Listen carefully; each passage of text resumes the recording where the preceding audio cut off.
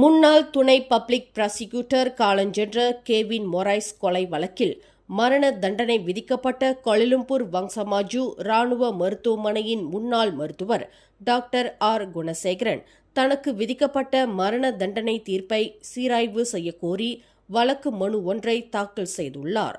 62 வயதுடைய டாக்டர் குணசேகரன் செங் மற்றும் மாமான் என்ற வழக்கறிஞர் நிறுவனத்தின் மூலமாக இந்த சீராய்வு மனுவை தாக்கல் செய்துள்ளார்.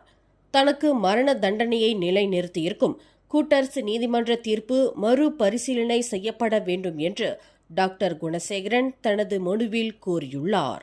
தற்போது சுங்கைபுலோ சிறைச்சாலையில் அடைத்து வைக்கப்பட்டிருக்கும் டாக்டர் குணசேகரன் நாட்டின் அன்றைய தலைமை நீதிபதி தங்கு மைமுன் துவான்மாட் தலைமையில் 3 விசாரணை நீதிபதிகள் தனது வழக்கறிஞர் முன்வைத்த தற்காப்பு வாதத்தை பரிசீலனை செய்ய தவறிவிட்டனர் என்று குறிப்பிட்டுள்ளார். மேலும் செய்திகளை தெரிந்து கொள்ள கீழே இருக்கும் பெல் பட்டனை அழுத்துங்கள். உங்கள் மகிழ்ச்சியை வெளிப்படுத்த லைக் மற்றும் ஷேர் செய்யுங்கள். தொடர்ந்து திசைகளோடு இணைந்திருக்க சப்ஸ்கிரைப் செய்யுங்கள்.